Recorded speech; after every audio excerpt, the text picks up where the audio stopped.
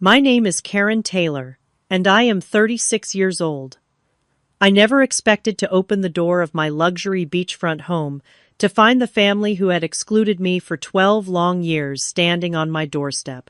There they were, my mother Grace, my stepfather Richard, my stepsister Vanessa, and her husband Eric, all staring at me with a mixture of awe and discomfort. I invited them in calmly, watching as their eyes widened at the marble floors and ocean views. The color drained from their faces when I said, "Before I continue with what happened next, let me know where you are watching from in the comments below.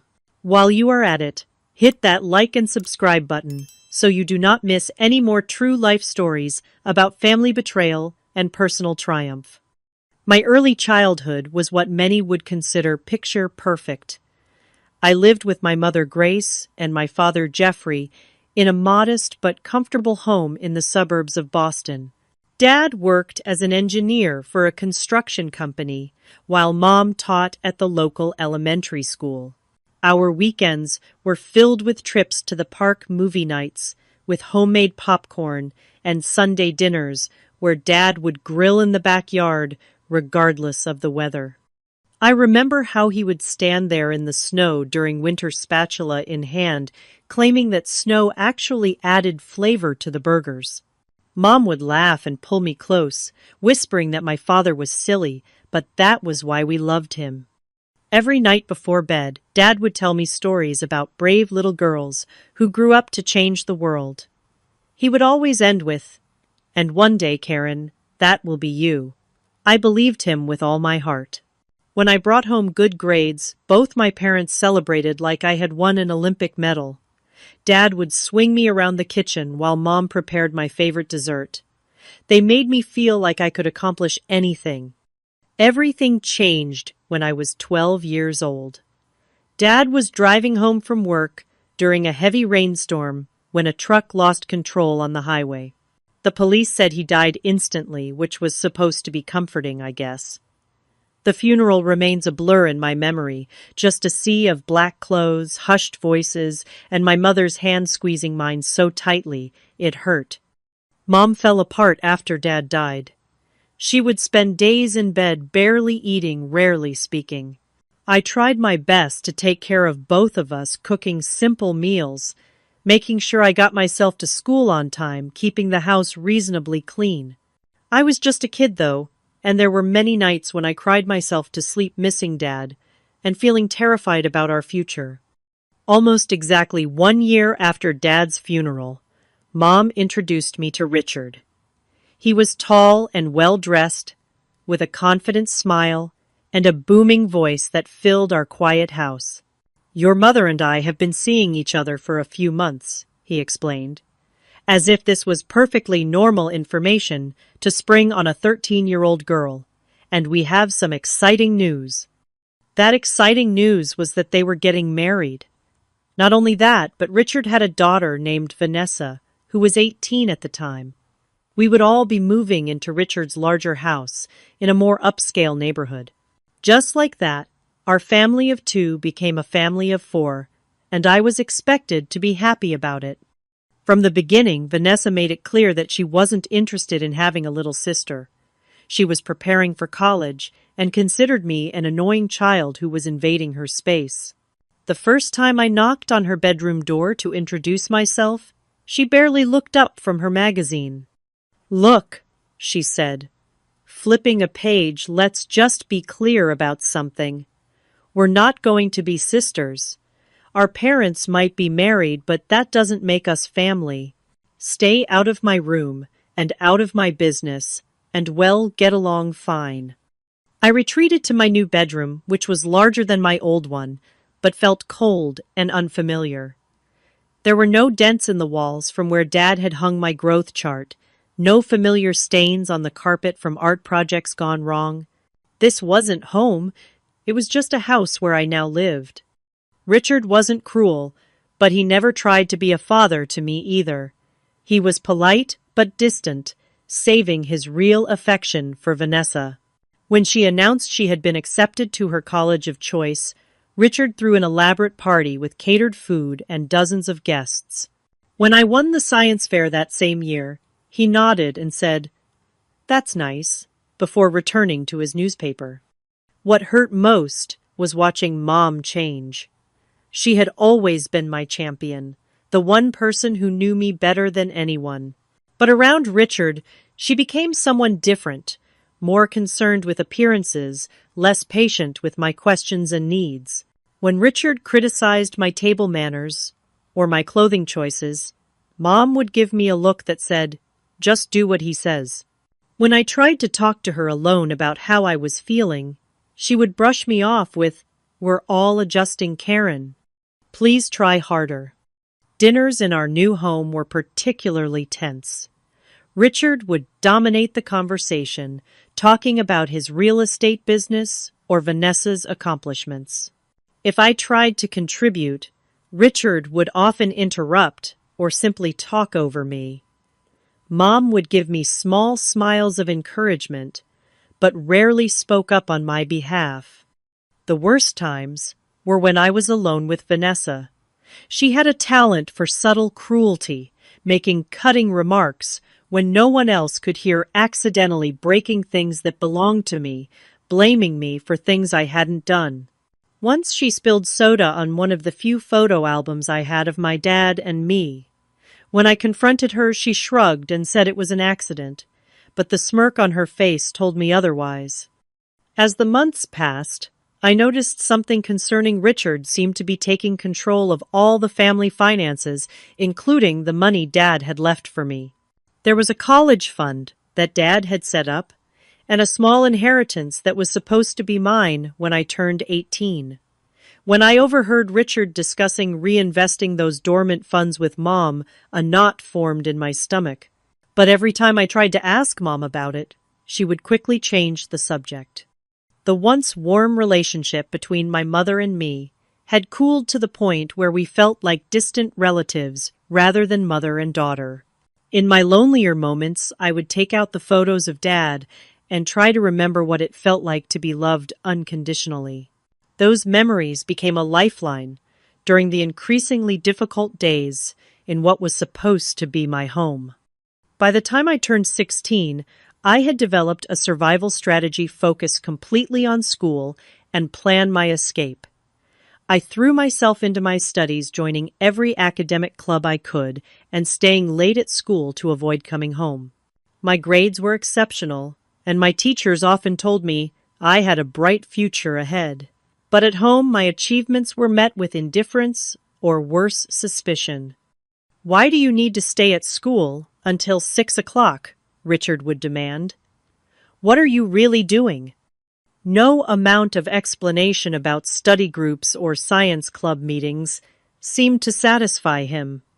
Meanwhile, Vanessa had started college at a prestigious university, and every phone call home was treated like breaking news.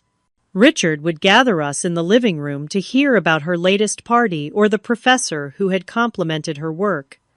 Mom would beam with pride, while I sat silently invisible. I kept a journal during those years, pouring my thoughts and feelings onto its pages, since I had no one to talk to. One entry from that time reads, "Sometimes I wonder if I would disappear completely. Would anyone in this house even notice I was gone?" My relationship with Mom had deteriorated to the point where our conversations were limited to practical matters. What time dinner would be, whether I needed new school supplies, reminders about chores. The mother who had once known my every thought and feeling now seemed like a stranger who happened to live in the same house. The real breaking point came during my junior year of high school. I was researching colleges and needed to know exactly how much money was available in my college fund. Dad had always talked about how he was saving for my education, and even though we weren't wealthy, I knew he'd put aside a significant amount. I gathered my courage and approached Richard one evening while he was working in his home office. I knocked on the doorframe, and he looked up with irritation. "What is it, Karen? I'm busy." "I wanted to ask about my college fund," I said, my voice steadier than I felt, "the one my dad set up for me. I need to know how much is in it for planning purposes." Richard leaned back in his chair, a strange expression crossing his face. That money has been reallocated, he said finally. Reallocated. What does that mean? It means the money isn't there anymore. We needed it for Vanessa's tuition and some investments for the family. Your mother agreed to it. The room seemed to tilt beneath my feet. But that was my money. Dad left it specifically for my education. Richard's face hardened. Listen carefully, Karen. While you live under my roof, you don't get to question my financial decisions. That money was used for this family, our family. The fact that you even bring this up shows how ungrateful you are for everything we've provided for you. I stood there stunned into silence. Not only had they taken what was rightfully mine, but I was being called ungrateful for even asking about it. I turned and walked out of his office, my mind racing. I needed to talk to Mom. I found her in the kitchen preparing dinner. When I told her what Richard had said, I expected shock, outrage, some indication that this had been done without her knowledge. Instead, she sighed and avoided my eyes. Richard knows what's best for our family finances, Karen. Vanessa's university is very expensive, and there were some business opportunities that needed investment. But that was Dad's money for me, I said, my voice breaking. How could you let him take it? Don't be so dramatic, Mom said, her voice taking on that defensive tone she always used when discussing Richard. You can get student loans like everyone else, or maybe consider community college. In that moment, I realized I was truly alone. My own mother had chosen her new family over me, had allowed them to steal what my father had worked so hard to provide for my future. It was the final betrayal. The next 2 years in that house were a special kind of hell. I became a ghost, coming and going, silently interacting as little as possible with Richard Vanessa during her visits home, and even Mom. I worked part-time jobs, saving every penny I could, and applied for every scholarship available. My plan was simple: leave as soon as I graduated and never look back. During my senior year, Vanessa got engaged to Eric, a young businessman she had met at college. He came from money and had started his own company right after graduation. Richard was ecstatic, declaring Eric the son he never had. The wedding planning consumed the household, with Mom and Richard spending thousands of dollars on what Richard called the social event of the season. I was assigned various wedding tasks, running errands, addressing envelopes, picking up items from vendors. Not because Vanessa wanted my help, but because Richard insisted I contribute to the family.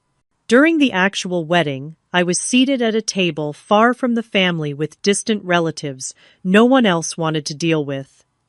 When the photographer called for family photos, I was not included. The wedding was lavish and excessive, held at an exclusive country club with hundreds of guests.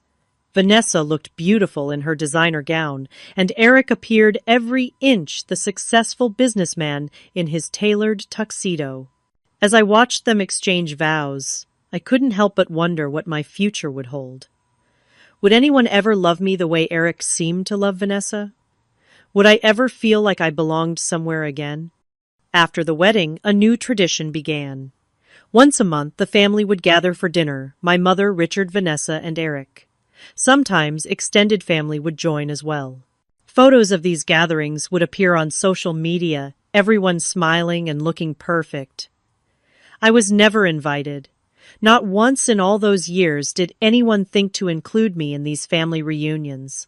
I would learn about them after the fact, seeing the pictures online or hearing Mom mention them in passing. Each time the message was clear: I was not considered part of the family. The day I graduated high school was bright and sunny, a perfect June morning.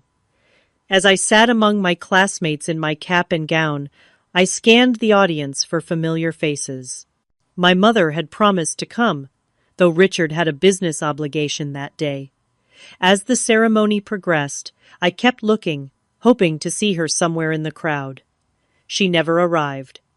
After the ceremony, As other students celebrated with their families, I stood alone holding my diploma. Mrs. Henderson, my favorite English teacher, approached me with a warm smile. Congratulations, Karen. Highest GPA in the class, that is quite an achievement. Thank you, I said, trying to keep the disappointment from my voice. Mrs. Henderson looked around. Is no one here for you today? I shrugged, attempting to appear nonchalant. They had other commitments. Something in her expression changed as she studied my face. Walk with me for a moment, would you? As we strolled across the emptying field, Mrs. Henderson told me she had been watching my academic progress for years and was impressed not just by my intelligence, but by my determination. She had also noticed that I seemed to have little support at home. I graduated from Westridge University, she said. They have an excellent scholarship program for students like you, bright, hardworking, and independent. The application deadline has passed, but I took the liberty of contacting my former professor, who sits on the admissions committee. If you're interested, there's still a chance. That conversation changed the trajectory of my life. With Mrs. Henderson's guidance, I applied for the scholarship and was accepted to Westridge University with enough financial aid to cover most of my tuition. The housing and remaining expenses would be a challenge, but I was determined to make it work. When I returned home that day, I found my mother and Richard watching television in the living room. Neither asked about the graduation ceremony. I got accepted to Westridge University, I announced, standing in the doorway. I received a scholarship. Westridge. Richard scoffed, without looking away from the television. That's an expensive private school. Scholarship or not, you can't afford that. I will be attending, I said firmly. And I will be moving out next month. That got their attention. Mom looked up, her expression, a mixture of surprise and something else, guilt perhaps. Moving out? Don't be ridiculous, Karen. Where would you go? How would you support yourself? Her voice held a note of panic. I've been saving from my jobs. I have enough for a security deposit on a shared apartment near campus. I've already found roommates, other students. The truth was, I had been planning this escape for over a year, meticulously saving and researching my options. Richard stood up, his face reddening. This is absurd. You're not prepared to live on your own. You'll come crawling back within a month when you realize how difficult the real world is. I already know how difficult the world is, I replied, surprised by my own calmness. I've been living in a house where I'm treated like an unwelcome guest for 6 years. I think I'll manage. The argument that followed was ugly. Richard called me ungrateful, dramatic, foolish. Mom alternated between pleading with me to reconsider and defending Richard when I pointed out how I'd been treated. At one point, I asked directly about my college fund, and Richard stormed out of the room. The day I left, Mom helped me carry my bags to the car, an old Honda Civic I'd purchased with my savings. As I prepared to drive away, she hugged me awkwardly. The door is always open if you need to come back, she said, though her eyes darted toward the house where Richard waited. Is it really, Mom? I asked quietly. She had no answer for that. My first year at Westridge was incredibly difficult. I worked 2 part-time jobs while carrying a full course load. My apartment was shared with 3 other students in a rundown building far from campus, meaning long bus rides to and from classes. There were nights when I went to bed hungry because I had to choose between food and textbooks. I was exhausted, lonely, and sometimes wondered if Richard had been right about me failing on my own. But I didn't fail.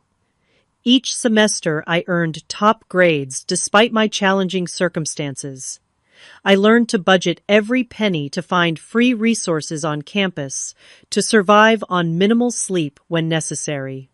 And slowly I began to build a new life for myself. The turning point came when I met Alexandra in my sophomore year. We were paired for a project in our computer science class, and her friendly, straightforward manner broke through the protective walls I'd built around myself. Alexandra came from a loving, supportive family and seemed genuinely baffled by my estrangement from mine. "Family is supposed to lift you up, not tear you down," she said, after I finally shared some of my story with her. "You deserved better, Karen." Those simple words of validation meant more to me than she could ever know. Alexandra became my first real friend in years, and eventually she introduced me to her family, who welcomed me warmly. Spending holidays with them showed me what a healthy family dynamic looked like, making the contrast with my own upbringing even more stark. During our junior year, I discovered my talent for developing mobile applications. What started as a class project evolved into something more as I recognized a gap in the market for an app that would help students manage their time and resources effectively. I spent countless hours coding and refining my idea, often working through the night after finishing my paid jobs and homework. "You should pursue this after graduation," Alexandra urged after seeing my prototype. "This could be huge, Karen. It's solving a real problem." When graduation approached, I was recruited by several tech companies offering competitive salaries and benefits. It was tempting. The security of a regular paycheck, health insurance, and stability was appealing after years of financial struggle. But my app concept had evolved into a comprehensive platform, and I couldn't shake the feeling that I needed to see it through. In a decision that terrified and exhilarated me in equal measure, I declined the job offers and committed to launching my own company. Alexandra thought I was brave. Others thought I was crazy.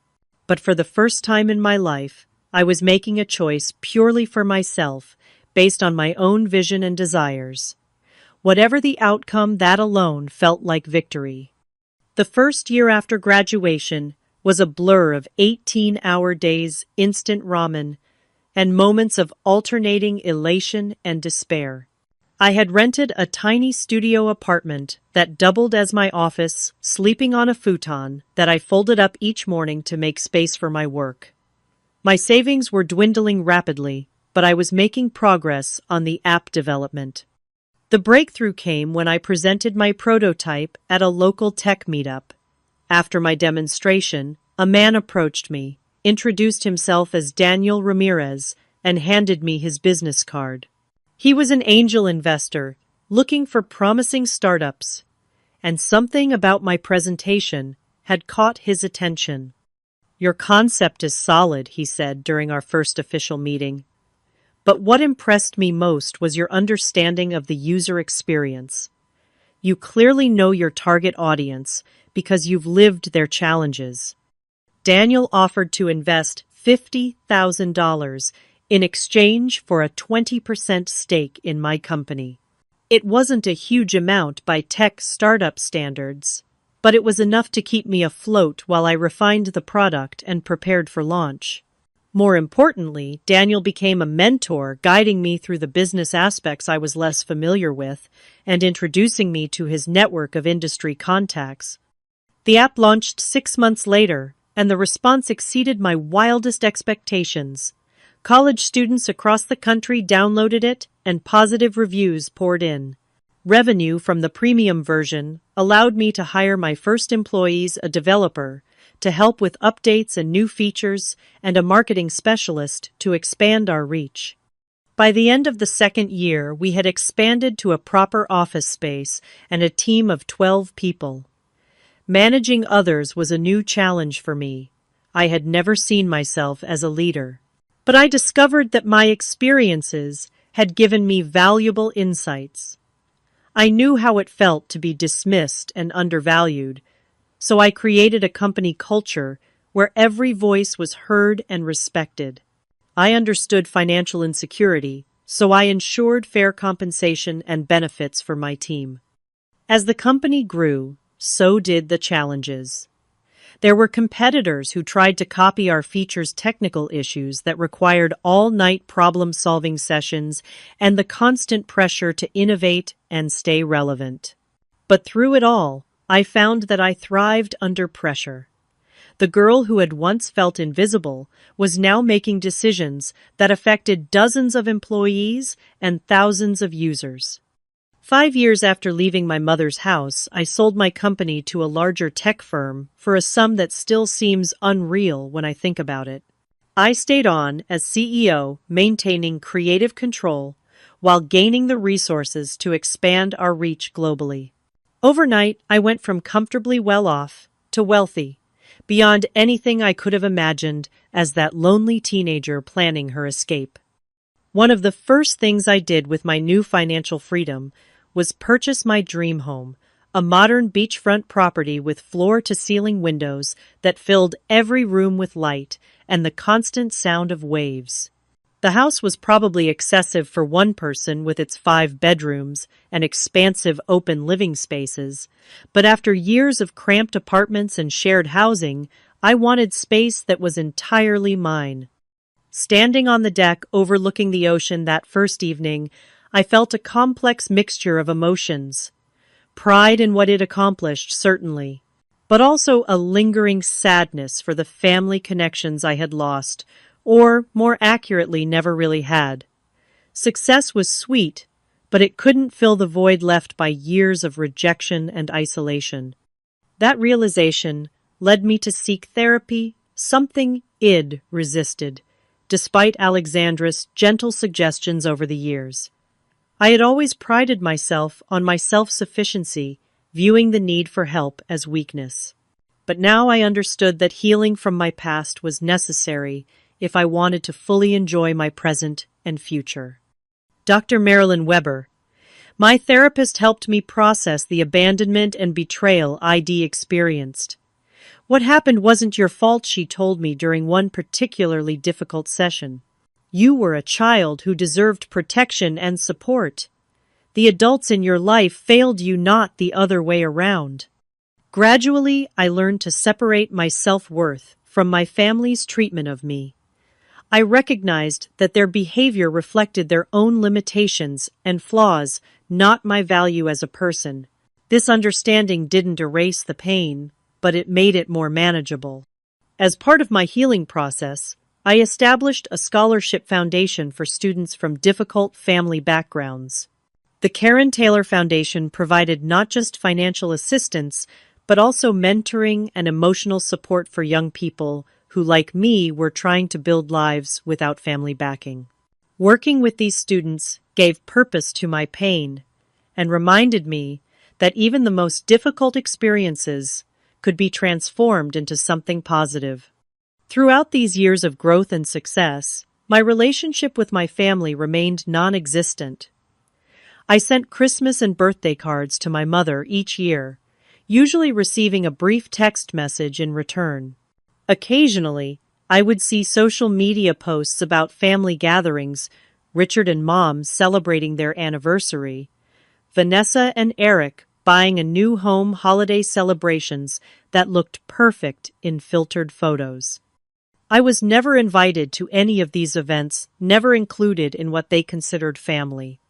Sometimes, late at night, I would wonder what they thought had become of me.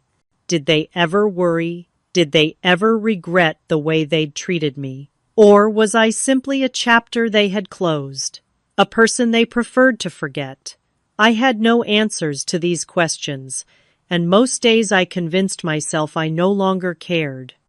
But deep down there remained a small, wounded part of me that still yearned for the family it never truly had. That part of me watched the happy families at the beach near my home with a mixture of warmth and wistfulness. That part of me sometimes dreamed of reconciliation, of healing, of being welcomed with open arms by the people who should have loved me all along.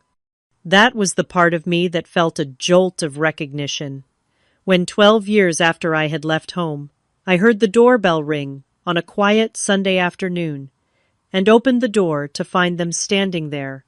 My mother, Richard, Vanessa, and Eric, looking both familiar and like strangers all at once. The doorbell echoed through my house, interrupting a peaceful Sunday afternoon of reading on my deck. I wasn't expecting anyone, and few people knew where I lived. I valued my privacy and kept my address confidential. Curious and slightly annoyed, I made my way to the front door, tucking my hair behind my ears and straightening my casual sweater. Nothing could have prepared me for the sight that greeted me when I opened the door. There they stood like apparitions from another life, my mother, Richard, Vanessa, and Eric. For a moment, I thought I might be hallucinating, that perhaps I'd fallen asleep while reading, and this was some strange dream conjured by my subconscious. My mother looked older than her 62 years, her once vibrant brown hair now gray and cut in a severe bob. She wore an expensive-looking outfit that seemed at odds with the anxiety in her eyes. Richard stood beside her, still tall, but no longer imposing. His confident posture had been replaced by a slight stoop, and the hair that he had once meticulously styled was thin and receding. Vanessa, now 36, had maintained her polished appearance, though her designer clothes couldn't hide the tension in her shoulders and the tight lines around her mouth. Eric stood slightly apart from the others, his expression unreadable behind a forced smile. "Karen," my mother said, her voice barely above a whisper. "It's been so long?" I stood frozen in the doorway, 1,000 emotions rushing through me at once. Shock, confusion, anger, curiosity, all competing for dominance. But years of business negotiations had taught me to maintain my composure in unexpected situations. "Yes," I replied evenly. 12 years to be exact. An uncomfortable silence followed as they seemed to wait for me to say more, to ask why they were there perhaps, or to express joy at seeing them. I did neither, simply waiting with one hand still on the door. Finally, Richard cleared his throat. "This is quite a home you have here. The neighborhood is very exclusive." "Would you like to come in?" I asked, not out of warmth, but because standing in the doorway felt awkward, and I preferred to understand the purpose of this unexpected visit sooner rather than later. They filed past me into the foyer, their eyes widening as they took in the soaring ceilings, the marble floors, the glass walls revealing the ocean view. I led them to the living room, gesturing for them to sit on the sectional sofa while I took a chair opposite them. "Can I offer you something to drink, water, coffee, tea?" My voice sounded strange to my own ears, formal and detached, as if I were hosting business associates rather than family. "Water's fine, thank you," my mother said, and the others nodded in agreement. I went to the kitchen, grateful for a moment alone to collect my thoughts. As I filled glasses with filtered water and arranged them on a tray, I took several deep breaths. Whatever their reason for appearing after all these years, I would not allow them to see how much their presence affected me. I would not give them that power. When I returned, I found them huddled in conversation that abruptly ceased as I entered. I distributed the water and resumed my seat, crossing my legs and meeting their gazes directly. So I said, "What brings you here after all this time, and how did you find my address?" My mother and Richard exchanged glances before she answered. "We saw an article about you in Business Insider. It mentioned you lived in this area, and we hired someone to find the exact address." She at least had the grace to look embarrassed about this admission. "That was resourceful," I replied, my tone neutral. "You've done very well for yourself," Vanessa interjected, gesturing to the room around us. "Your company is quite successful from what we've read." "It is," I agreed, "though I'm surprised you've been following my career." Another uncomfortable silence fell. I sipped my water and waited. They had sought me out. Let them explain why. "Karen," my mother finally said, leaning forward, "we wanted to reconnect. It's been too long, and we're family, after all." Family, I repeated the word, feeling foreign on my tongue. That's an interesting choice of word. Richard shifted in his seat. We know things weren't always easy when you were growing up, but that's in the past now. We're hoping we can move forward. I studied him, noting the sheen of sweat on his forehead, despite the comfortable temperature in the room. Move forward, I echoed. And what does that look like to you, Richard? The conversation continued in this strained manner for nearly an hour. They asked superficial questions about my life, my work, my home. I answered politely, but offered no details beyond what they specifically asked. They shared equally superficial updates about their lives. Vanessa and Eric's 10th wedding anniversary, my mother's retirement from teaching, Richard's scaled back involvement in his real estate business. What they didn't mention was the 12 years of silence. The family gatherings I hadn't been invited to, the major life events they hadn't shared with me, the complete absence of any attempt to contact me until now. We danced around these glaring omissions, maintaining a facade of civility that grew more strained with each passing minute. It was when I offered to show them the deck overlooking the ocean that the real purpose of their visit began to emerge. As we stood admiring the view, Eric casually mentioned his new business venture, a tech startup that was showing great promise but needed additional investment. The timing of the market hasn't been ideal, he said, his eyes fixed on the horizon rather than meeting mine. We're in a bit of a cash flow situation, temporarily, of course.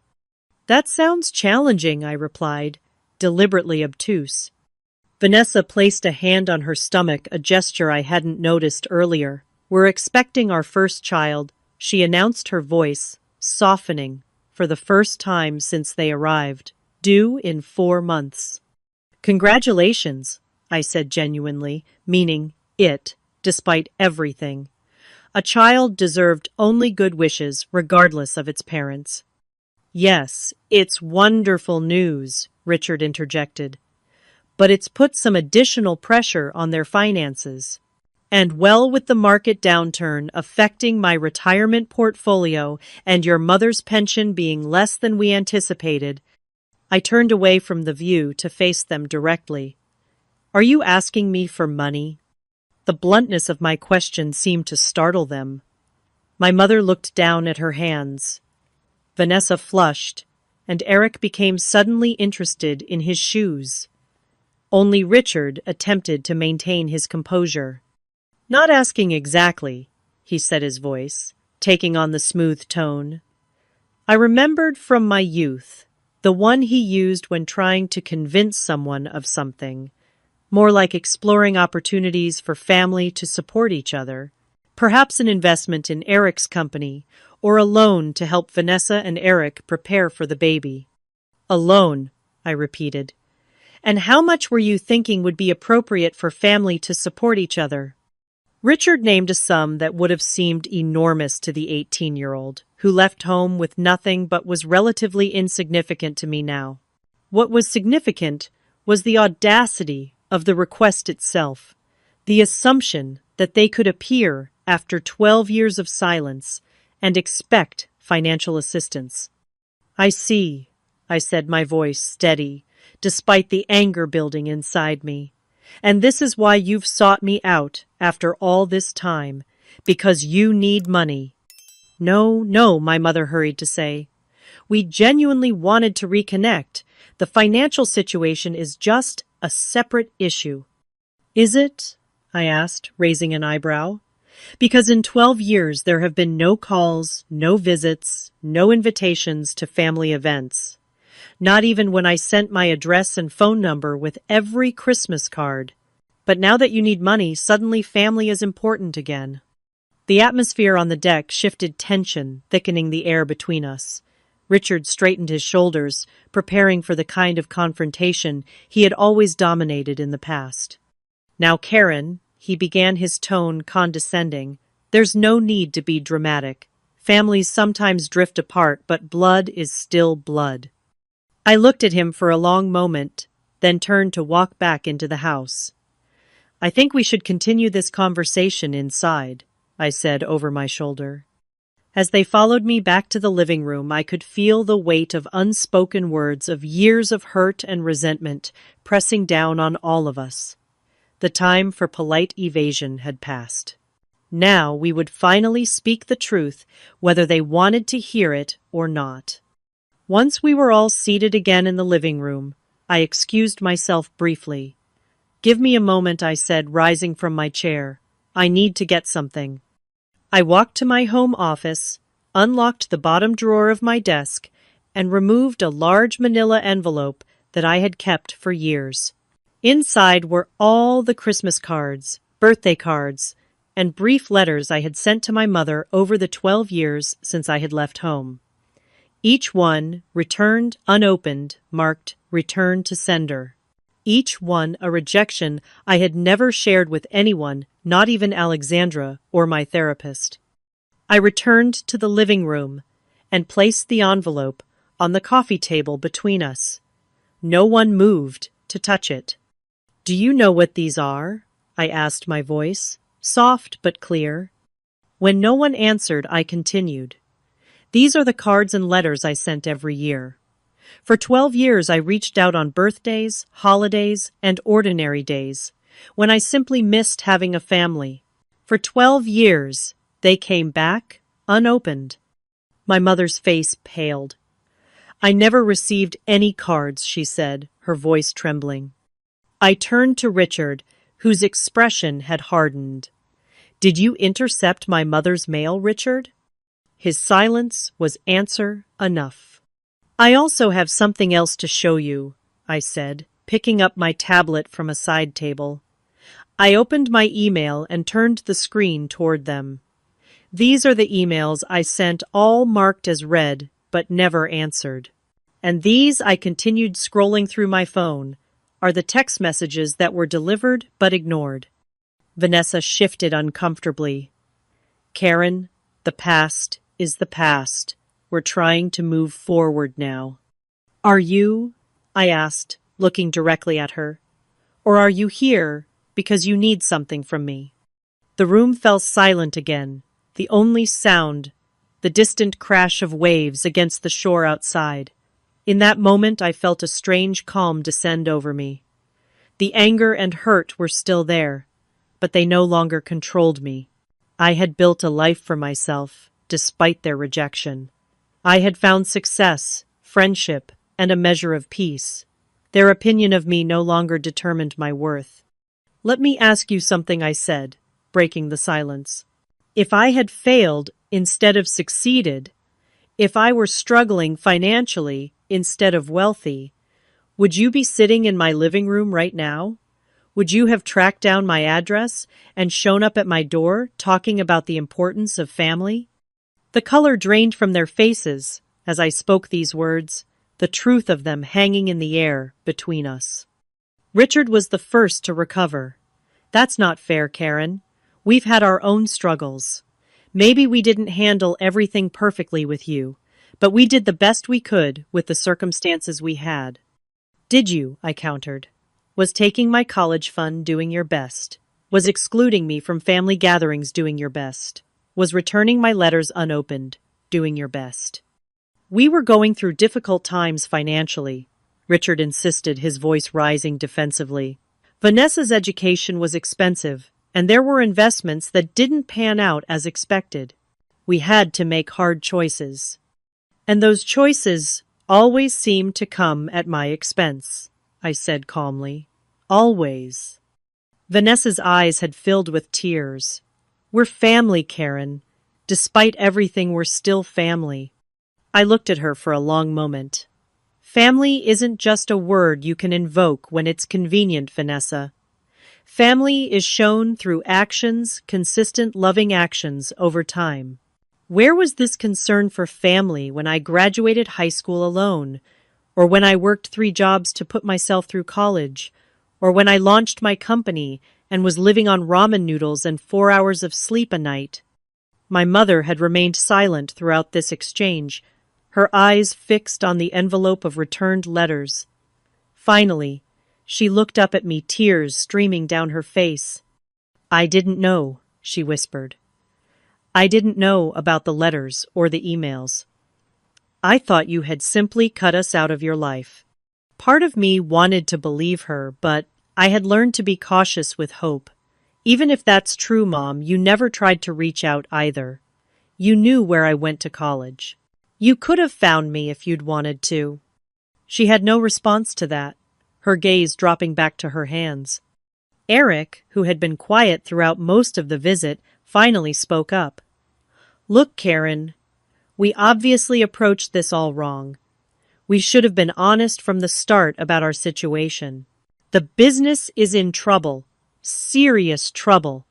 We're at risk of losing everything, the house, the cars, our savings. The baby is coming, and we're scared." His honesty, at least, I could appreciate. "Thank you for being straightforward, Eric." Richard, seeing an opening, leaned forward eagerly. "So you'll help us? A loan, or perhaps an investment in Eric's company? With your business acumen and financial resources, it would be beneficial for everyone." I shook my head slowly. "No, Richard, I will not be giving you money." The hope that had begun to build in their expressions crashed, replaced by a mixture of disappointment and, in Richard's case, anger. "After all this talk about family, you're going to turn your back on us when we need help?" he demanded. "I'm not turning my back on anyone," I replied steadily. "But I'm also not going to pretend the past didn't happen or that your sudden interest in reconnecting isn't directly tied to your financial problems." I looked at each of them in turn as I continued. "What I will offer is this. If you're genuinely interested in rebuilding a relationship, we can start slowly. Get to know each other as the adults we are now, not the people we were 12 years ago. And if Eric is serious about his business, I'm willing to review his business plan and offer guidance, connections, or mentorship, but not money. Not yet. Trust and relationships have to be earned, not bought." Richard stood abruptly. "This is ridiculous. We came here in good faith, and you're treating us like we're trying to scam you." "No," I said, remaining seated and calm. "I'm treating you like people who have hurt me deeply in the past and have yet to acknowledge that hurt, let alone apologize for it. I'm setting boundaries based on our history together. That's not ridiculous, it's self-respect." My mother reached out to place a hand on Richard's arm, urging him to sit back down. He shrugged her off, but remained standing, his face flushed with anger. "We should go," he said tersely. Clearly, this was a mistake. Vanessa looked torn, her gaze moving between her father and me. "Dad, maybe we should listen to what Karen is offering. Some guidance for Eric's business could be valuable."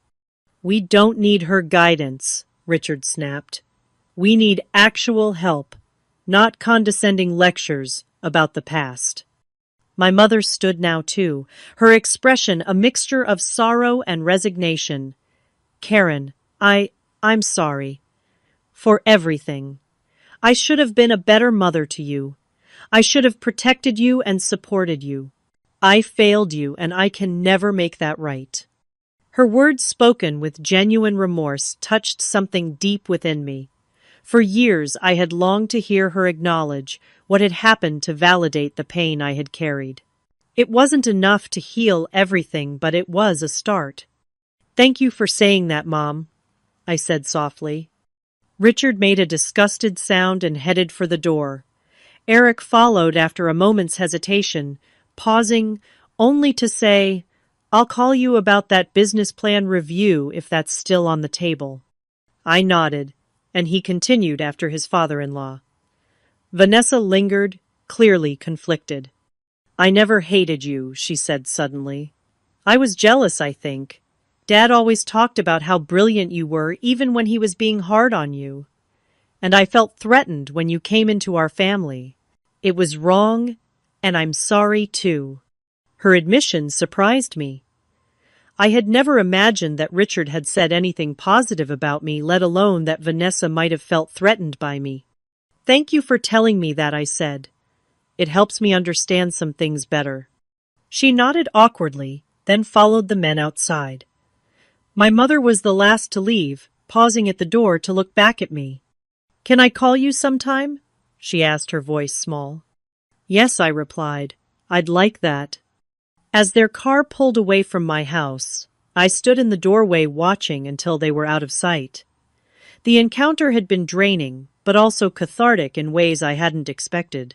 For the first time in 12 years, I had spoken my truth to them, without fear or shame. I had set boundaries without apology. And perhaps most importantly, I had offered a path forward, one based on honesty and respect, rather than obligation or financial need. Whether they would take that path remained to be seen, but regardless of their choice, I knew I would be okay. I had built a life I was proud of, surrounded myself with people who valued me, and found strength I never knew I possessed. That was something no one could take away from me, not even the family who had once made me feel I was worth nothing at all. After they left, I closed the door and leaned against it, feeling the weight of the encounter in every part of my body. The house that had always been my sanctuary suddenly felt too large, too empty. I moved to my deck and sat watching the waves crash against the shore, letting the rhythm of the ocean calm my racing thoughts. When the sun began to set, casting long, golden rays across the water, I picked up my phone and called Alexandra. She answered on the second ring. "You'll never believe who just left my house," I said without preamble. As I recounted the details of the visit, Alexandra listened without interrupting, though I could hear her occasional sharp intake of breath or murmur of disbelief. When I finished, she was quiet for a moment. "How are you feeling?" she finally asked, her voice gentle. It was a simple question, but I had to think about my answer. Shaken, I admitted. Angry, sad, but also relieved in a way. Like I've finally spoken all the words I've been carrying around for years. "I'm proud of you," Alexandra said. "Setting boundaries like that couldn't have been easy, especially with your mom apologizing." It wasn't, I agreed. Part of me wanted to just give them the money and be done with it. Another part wanted to throw them out the moment I realized why they were really there. Finding the middle ground was hard. "But you did it," she pointed out. "And that's growth, Karen. The girl I met in college might have done one of those extremes, but the woman you've become knew there was another way." Her words stayed with me in the days and weeks that followed. I had changed, evolved into someone stronger and more balanced than the wounded girl who had left home at 18. That growth hadn't come easily. It had required years of hard work, therapy, friendship, and conscious choices to break old patterns. For the first month after their visit, I heard nothing from any of them. I wasn't surprised. Richard had always been proud, and my refusal to simply hand over money must have stung. I wondered occasionally about my mother, whether she had meant what she said, or if her apology had been another attempt to manipulate me. I tried not to dwell on these thoughts, focusing instead on my work and the Scholarship Foundation, which was preparing to announce its newest recipients. Then, 6 weeks after their visit, I received an email from my mother. It was brief but heartfelt, apologizing again for the past, and asking if we could talk by phone sometime. I responded with my number and suggested a time later that week. Our first conversation was awkward, filled with long pauses and careful words. But it was a start. We agreed to talk again the following week, and slowly a pattern emerged. Our weekly calls became a fixture in both our lives, a chance to cautiously build something new from the ashes of our former relationship. During one of these calls, 3 months after her visit, my mother revealed that she and Richard were seeing a marriage counselor. "Things haven't been good between us for years," she admitted. "I think I've been afraid to acknowledge how unhappy I've been, afraid of being alone again, like after your father died." It was the first time she had mentioned my father in years, and the reference opened a door to conversations about him, about the happy years before his death, about memories I had feared were mine alone. These shared recollections became a bridge between us, connecting our present to a past that hadn't been entirely painful. Around the same time, I received a surprise email from Eric. Despite Richard's anger, he had taken me up on my offer to review his business plan. The document he sent was actually quite solid. His idea had merit, but his execution and financial planning needed work. I spent a weekend annotating the plan with suggestions and questions, then sent it back with an offer to connect him with some contacts in the industry who might provide guidance.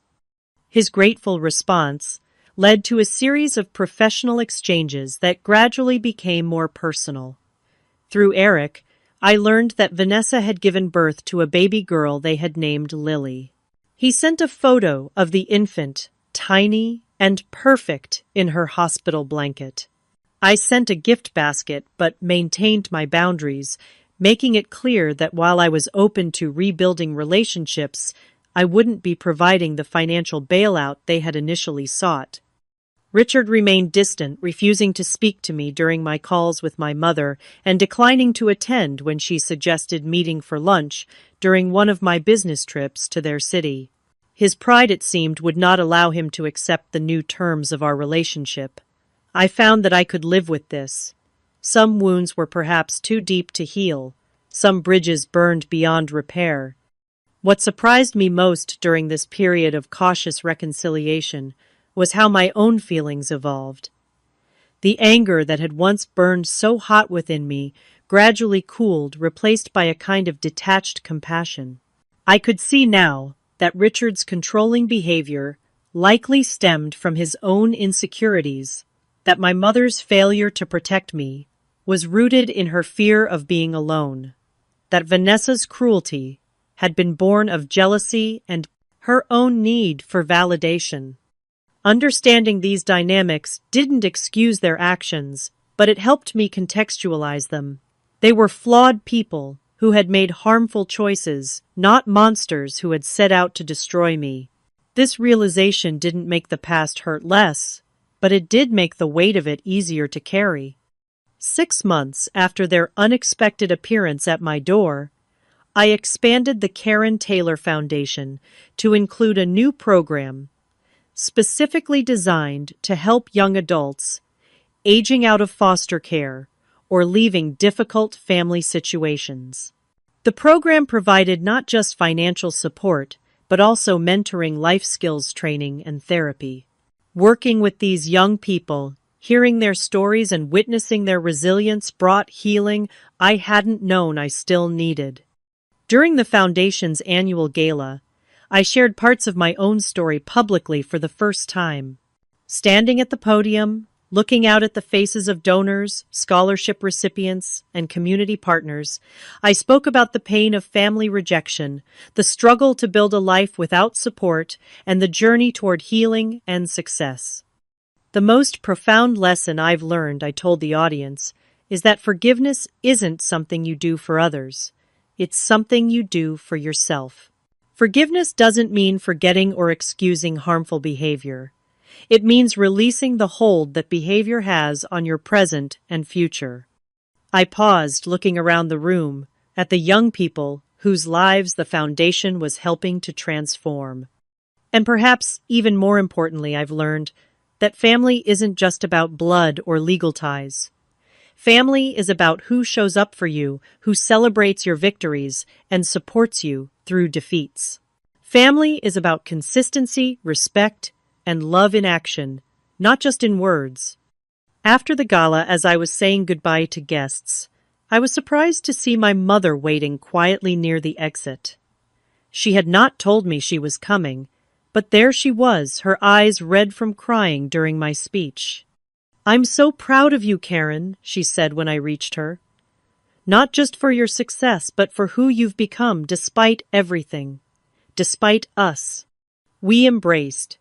And in that moment I felt something shift within me, a piece of my heart that had remained guarded, relaxing its vigilance just a little. The road ahead would not be easy. Trust, once broken, takes time to rebuild.